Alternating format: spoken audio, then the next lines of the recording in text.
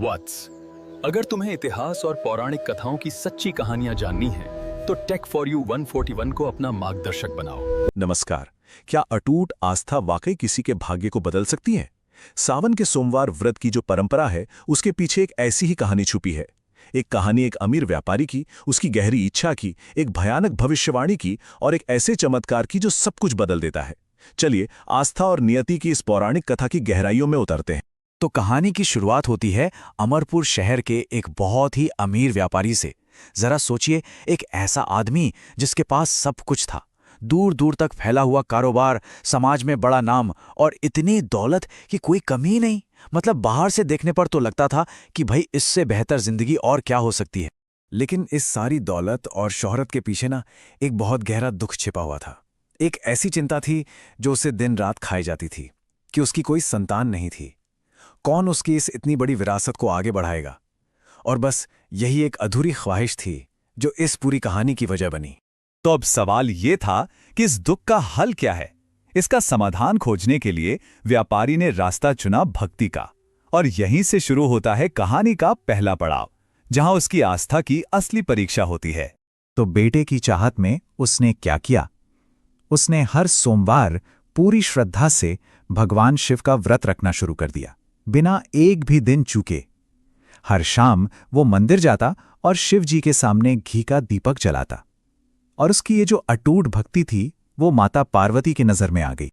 अब जब पार्वती जी ने व्यापारी की इतनी भक्ति देखी, तो वो भगवान शिव के पास गए। उन्होंने शिवजी से आग्रह किया और कहा, हे प्राणनाथ, ये व्यापारी आपका सच्चा भक्त है। वो नियम से आपका व्रत कर रहा है, आपको उसकी मनोकामना जरूर पूरी करनी चाहिए। और बस यहीं से कहानी में एक बहुत बड़ा और दिलचस्प मोड़ आता है। व्यापारी को वरदान तो मिला, हाँ, लेकिन उस वरदान के साथ एक ऐसी भयानक शर्त जुड़ी थी जिसकी उसने कल्पना भी नहीं की थी। तो पार्वती जी के बार बार कहने पर भगवान शिव मान तो गए। वो व्यापारी के सपने में आए, उसे बेटे का वरदान दिया। अब सोचिए, व्यापारी कितना खुश हुआ होगा। उसकी तो जैसे मुराद ही पूरी हो गई। लेकिन तभी शिवजी ने एक ऐसी बात कह दी जिसने उसकी सारी खुशियों पर पानी फेर दिया।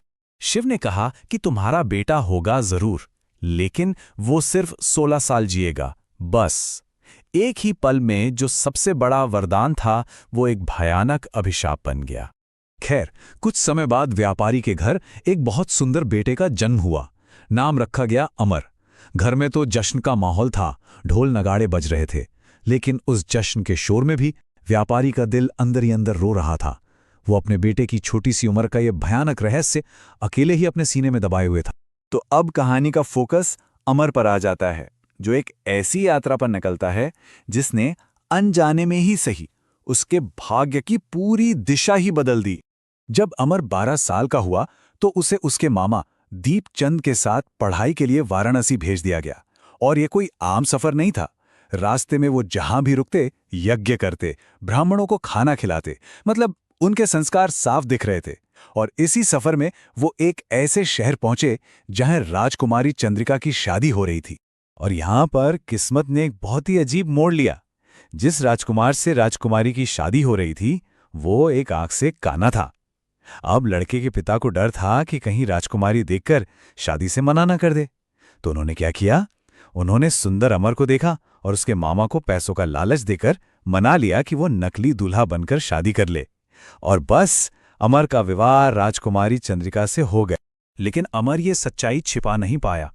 वाराणसी के लिए निकलने से ठीक पहले उसने राजकुमारी की ओढ़नी पर सब कुछ सच-सच लिख दिया।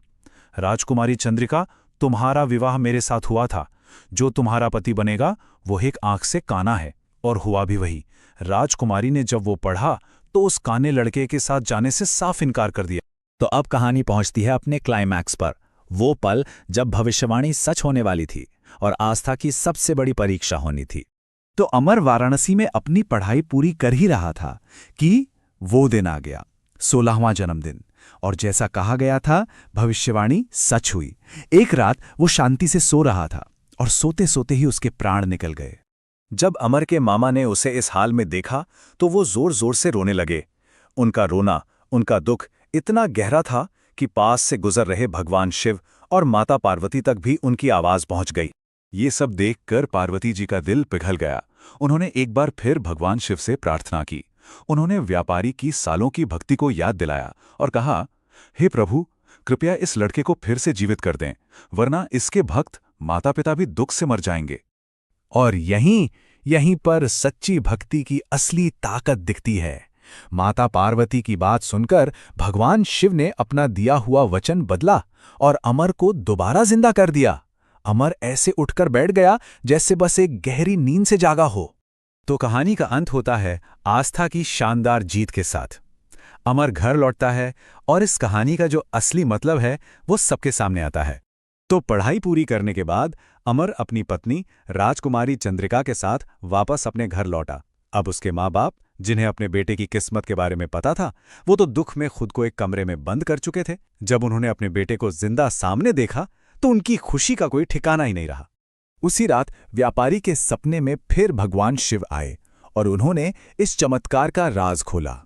उन्होंने साफ साफ कहा, हे व्यापारी, मैं तुम्हारे सोमवार के व्रत और कथा सुनने से बहुत खुश हूं। इसी कारण से मैंने तुम्हारे बेटे को लंबी उम्र दी है। तो इस पूरी कहानी से हमें क्या सीख मिलती है? ये भक्ति के मार्ग को दिखाती है। सबसे पहला है सोमवार का व्रत, मतलब एक अनुशासन। दूसरा, पवित्र कर्म जैसे यज्ञ करना, दान देना। तीसरा और शायद सबसे जरूरी, अटूट आस्था, तब भी जब हालात बिल्कुल खिलाफ हों। और जब ये सब एक साथ मिलते हैं तो नतीजा होता है ईश्वरीय कृपा, एक ऐसी कृपा जिसने भाग्य तक को बदल दिया। तो ये प्राचीन कथा हमें एक बहुत गहरे सवाल पर सोचने के लिए छोड़ जाती है कि आस्था में वाकई कितनी ताकत है। यह सिर्फ एक कहानी नहीं है, बल्कि इस विश्वास का प्रतीक है कि सच्ची श्रद्धा और नेक कर्म नामुमकिन को भी मुमकिन बना सकते हैं।